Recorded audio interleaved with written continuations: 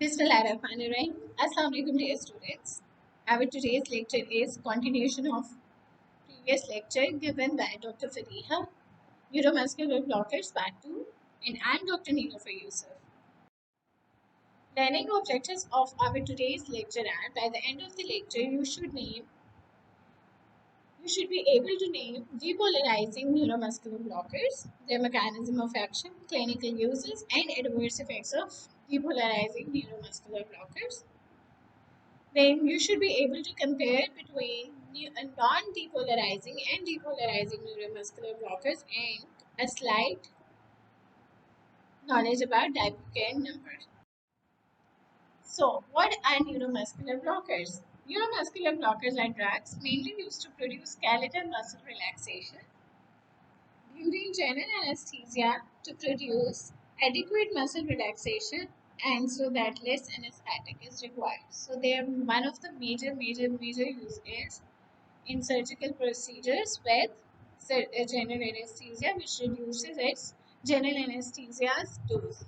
So, these drugs block cholinergic transmission between motor nerve endings and the nicotinic receptors on the neuromuscular end plate of skeletal muscle. Neuromuscular end plate पे क्या है?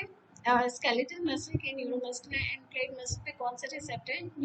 Nicotinic receptor NM. ठीक है जी. तो ये क्या करता है? वहाँ पे कोलिनर्जिक ट्रांसमिशन को ब्लॉक कर देता है मोटर नर्व एंडिंग्स पे. These are structural analogs of acetylcholine. They act as antagonists. If they are acting as antagonists, so they are non-depolarizing types, or if they are just like acetylcholine in the form of agonist, then they are depolarizing type, as at the end of the neuromuscular end plate there is depolarizing taking place. So agonists at the receptors on the end plate of the neuromuscular junction. In this diagram, you people are being demonstrated about neuromuscular junction. Is the end plate, neuromuscular end plate, and how acetylcholine is being released in the synaptic cleft, and after this all the process is being carried off a muscular contraction. Here's the physiology. और से देखे इस diagram को देखेंगे क्या हो रहा है. What number 1 is being shown is showing action potential is being propagated in motor neuron. Once action potential reaches the nerve terminal, what happens? Influx of calcium take place. When influx of the calcium take place, it triggers the release of acetylcholine, which are being packaged in the form of vesicles. You can see these green vesicles. Then what happens when acetylcholine is released in synaptic cleft? Influx of positive charge takes place. It opens the channel and influx of positive charge ions takes place, especially in sodium. Sodium comes in, potassium goes out, and action potential propagates. अच्छा, जब sodium अंदर आया तो क्या हुआ? Calcium release हुआ sarcoplasmic reticulum से. Calcium release हुआ तो उसने क्या किया? मसल कॉन्ट्रैक्शन दी by actin and myosin filaments activating them. ठीक है, ये सब कुछ हो रहा है. Let's see, have a look over here. An action potential in a motor neuron is propagated to the terminal button. The presence of an action potential in the terminal button triggers the opening of voltage-gated calcium channels and the subsequent entry of calcium into the terminal button. Calcium triggers the release of acetylcholine by exocytosis from a portion of the vesicles. Acetylcholine diffuses across the space separating the nerve and muscle cells and binds with receptor site specific for it on the motor end plate of the muscle cell membrane. It is nicotinic receptors, NM receptors.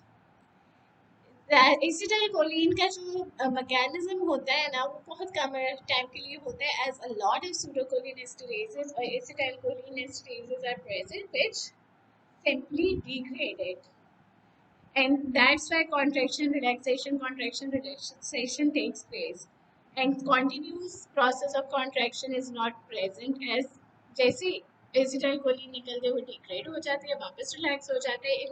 अगर permanent contraction रहेगा तो हमारे muscles working position में नहीं रहेंगे। Relaxation is equally important as contraction. So this binding brings about the opening of cation channels, leading to a relatively large amount of sodium into the muscle cell compared to a smaller movement of potassium outward. Inside जो charge हुआ वो positive हो गया, outside negative हो गया. The result is an end-plate potential. Local current flow occurs between the depolarized end plate and adjacent membrane. And all the story I have already narrated what happened over here.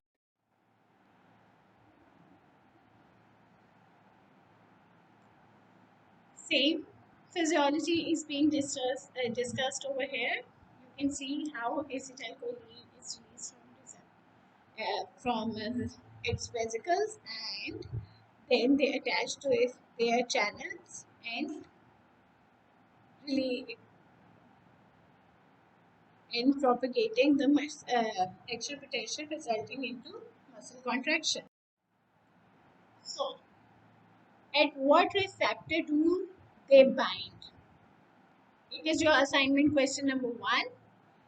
At what receptors they bind, and which is the drug which act as agonist and which is the drug which act as antagonist as nicotinic receptor in keeping in view neuromuscular blockers. Okay, agonist is nicotine, antagonist is tuberculin tissue where they bind is neuromuscular junction, and responses they give responses such as end-plate depolarization, skeletal muscle contraction, and molecular mechanisms taking place are opening of intrinsic sodium channel.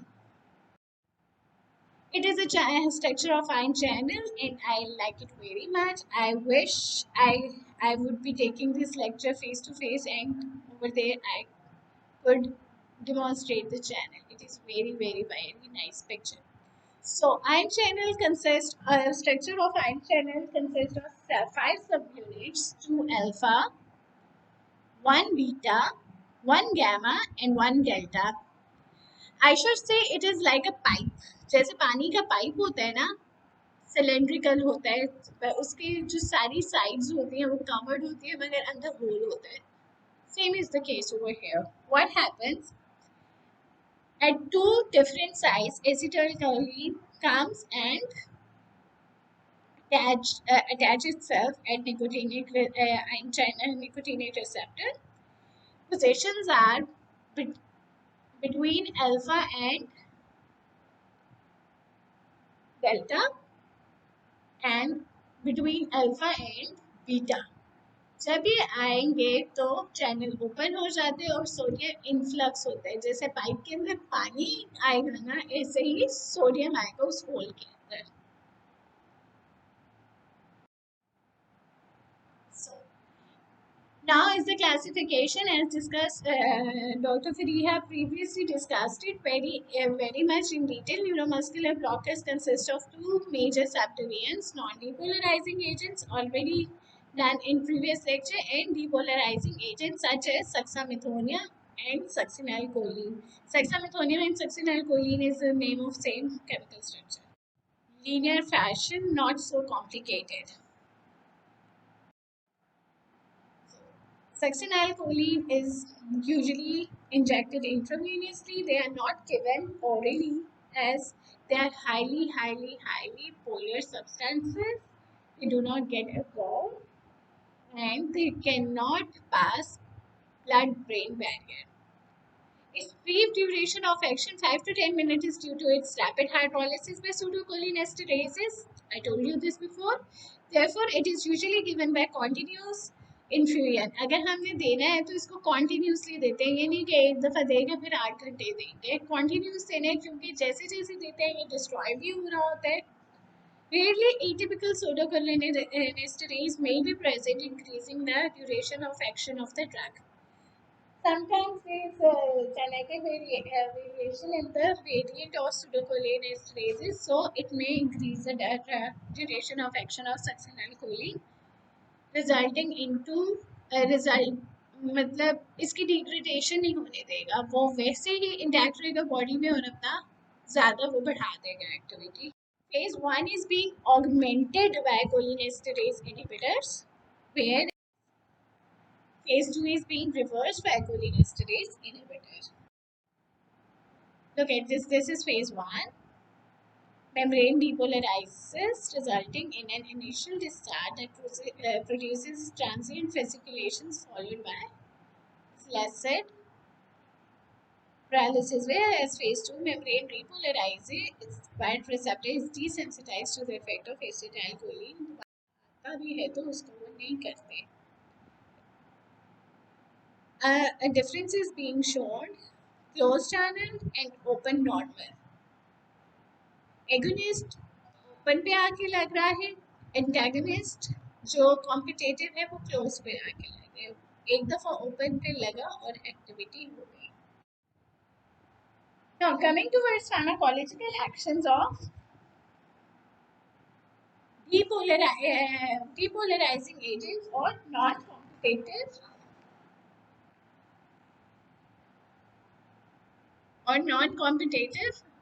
neuromuscular blockers. What are they doing on skeletal muscles? They are producing fasciculations lasting a few seconds, followed by flaccid paralysis in Phase 1. There is no fasciculation in Phase 2, only flaccid paralysis. Phase 1 में fasciculations है, Phase 2 में fasciculations नहीं है, flaccid paralysis है.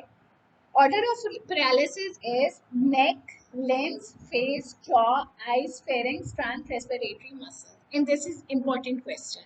What is the order of paralysis due to succinylcholine or depolarizing neuromuscular blockers? This is your assignment question as well. You have to write the answer as order of paralysis is सबसे पहले neck होती है, फिर limbs होते हैं. Limbs के बाद face पे जाएगी, jaw पे जाएगी, eyes पे जाएगी, pharynx पे जाएगी, trunk पे जाएगी और फिर indirect respiratory muscles को वो paralyze करेगी.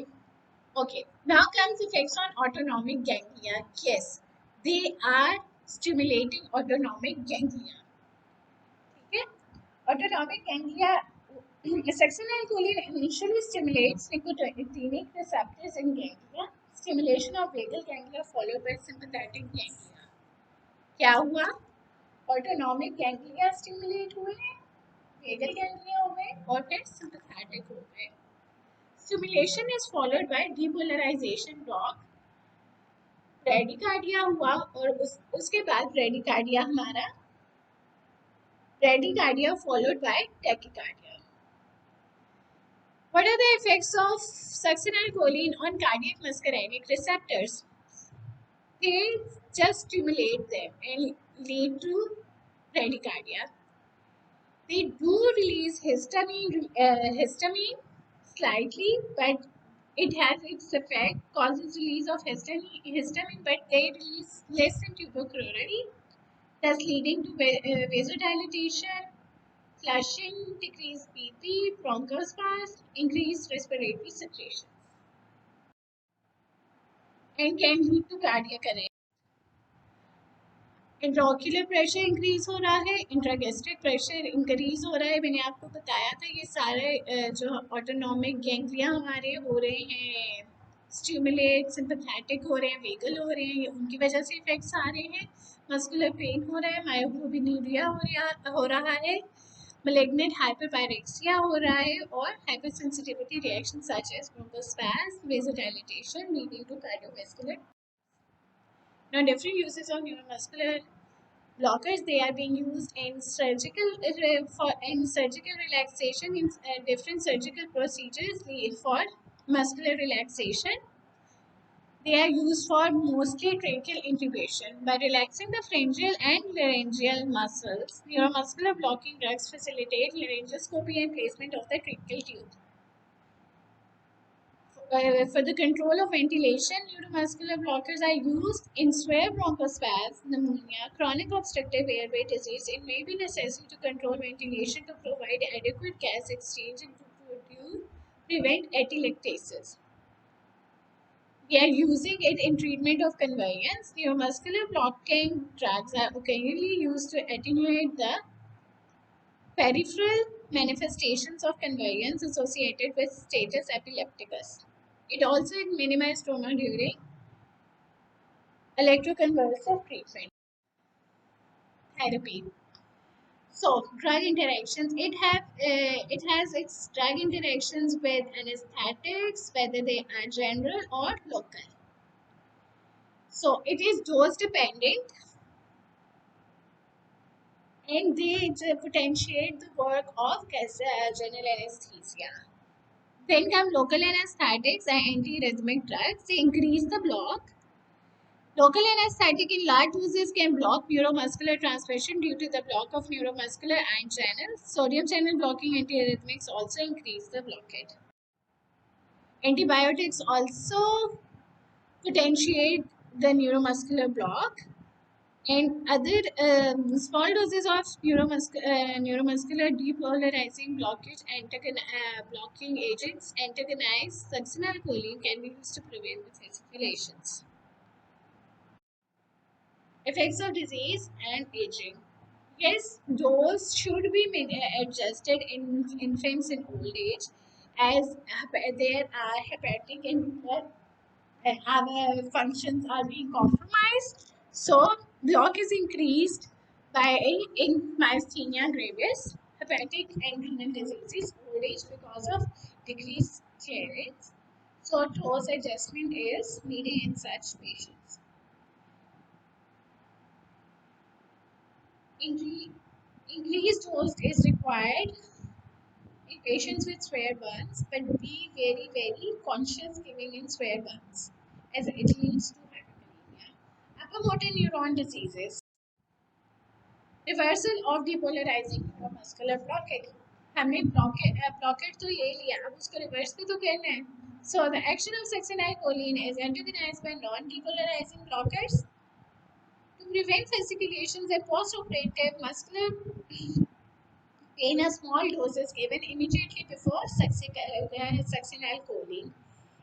इसमें क्या होता है कि हम सक्सिनलकोलिन देने से पहले दे देते हैं non depolarising agent neuromuscular blocker का डोज दे देते हैं. उससे क्या होता है कि सक्सिनलकोलिन का ड्यूरेशन ऑफ एक्शन ज़्यादा हो जाता है, मगर उससे ये भी नुकसान होता है कि जो सक्सिनलकोलिन का ड्यूरेशन ऑफ एक्शन ज़्यादा हो जाता है, उसकी वजह से हमें डोज भी ज़्यादा देनी पड़ रही है, और डोज ज़्यादा देने की वजह से मसल वीकनेस हो रही है. ये अभी एडवर्स इफेक्ट्स में हमने की है, तो वीकनेस भी ज़्यादा हो जाती है.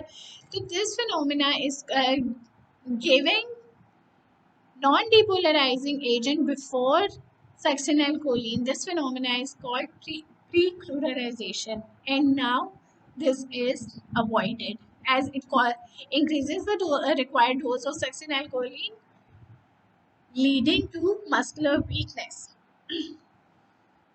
So phase 1 block is increased by anticholinesterases such as neostigmine, but phase 2 block is decreased by anticholinesterases, so it is acting as its antidote. Histamine is also released by succinylcholine, leading to vasodilation, leading to bronchospasm, leading to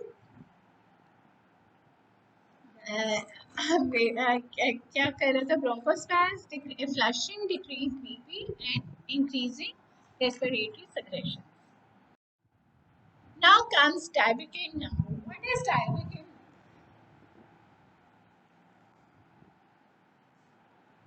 Neuromuscular blockade produced by succinylcholine can be prolonged in patients with an abnormal genetic disease of plasma cholinesterase. It has been found that diabetic but and then the atypical variant enzyme. Understand तो क्या होता है कि हम डायबिकेन देते हैं और देखते हैं. Under standardized test conditions, Diabucaine inhibits the normal enzyme. अगर इनहिबिट हो गया तो हमें पता लग, ड्यूरेशन ऑफ एक्शन ज़्यादा होगा और हमें पता लग जाएगा कि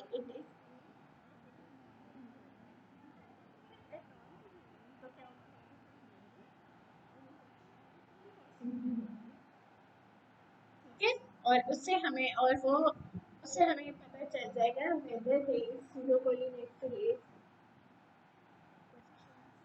abnormal variant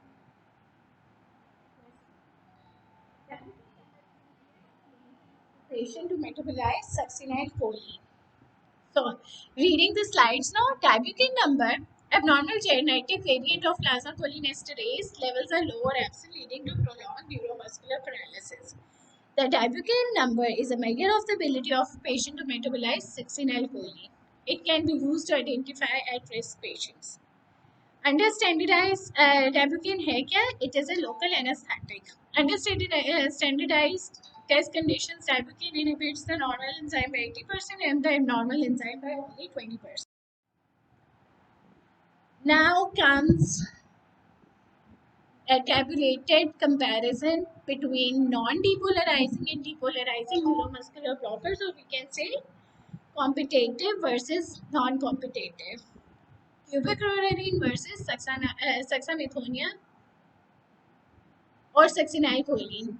इसी बहाने आप लोगों की रिवीजन भी हो जाएगी. Let's see. Source is natural, whereas saxamethonium is synthetic product. It is simply linear combination of two acetylcholine molecules. Cubic is natural alkaloid. Mechanism of action is already discussed in heading as well, and previously a lot of discussion is done. Initial fasciculations is seen with succinylcholine.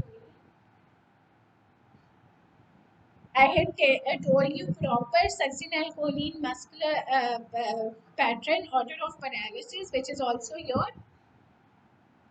assignment question, which you have to submit within 5 minutes after listening to this lecture. So, muscle selections, respiratory muscles are paralyze more than limb bite muscles, whereas respiratory muscles paralyze less than limb muscles by saxamethonium और succinylcholine. मैंने आपको अभी बताया था उसका order, ठीक है, मैं रिपीट नहीं कर रही.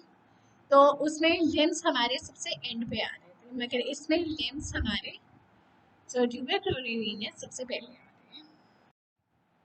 Onset of deterioration of saxamethonium is very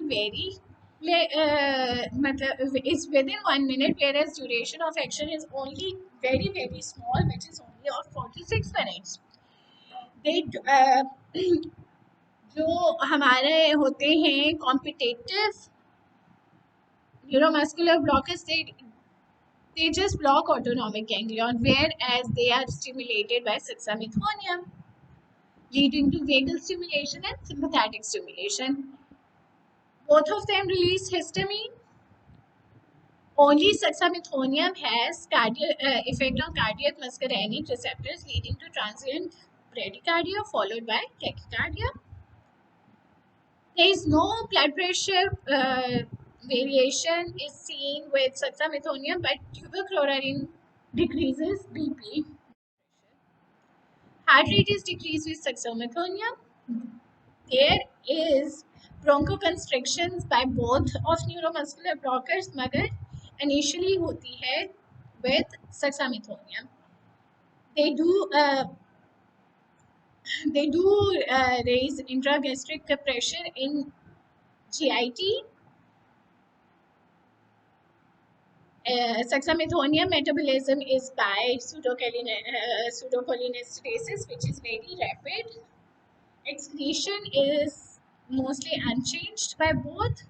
Now let's see the additive effects, drug interactions. So, effect of administration of tuberclorin, where tuberclorin will add its effect, additive property है, whereas in saxamethonium it is antagonistic effect होता है, इसलिए हमने कहा था कि हम इसमें देते हैं antagonistic effect होता है, whereas in whereas in और एंटागोनिस्टिक इफेक्ट होता है, इसीलिए इसको ख़त्म करने के लिए हम neuromuscular blocker depolarising neuromuscular blockers के फेज 1 के को करने के लिए एंटीडोट के तौर पे हम देते हैं नॉन डीपोलराइजिंग, ठीक है। और phase 2 is similar of both neuromuscular blockers, so phase 2 is augmented by addition of tubocurarine and it is been antidote for this is anticholinesterase neostigmine. Of course, if we are giving succinylcholine with tubercloranine, it would be showing antagonistic effect, whereas additive effect with succinylcholine. Neostigmine का मैंने अभी आप लोगों को बताया है कि antagonist effect होता है. Phase 2 of succinylcholine is similar to that of tubercloranine. क्लोरालाइट फेज होता है, इसलिए उसमें एंटागोनिस्टिक प्रॉपर्टी शो करता है.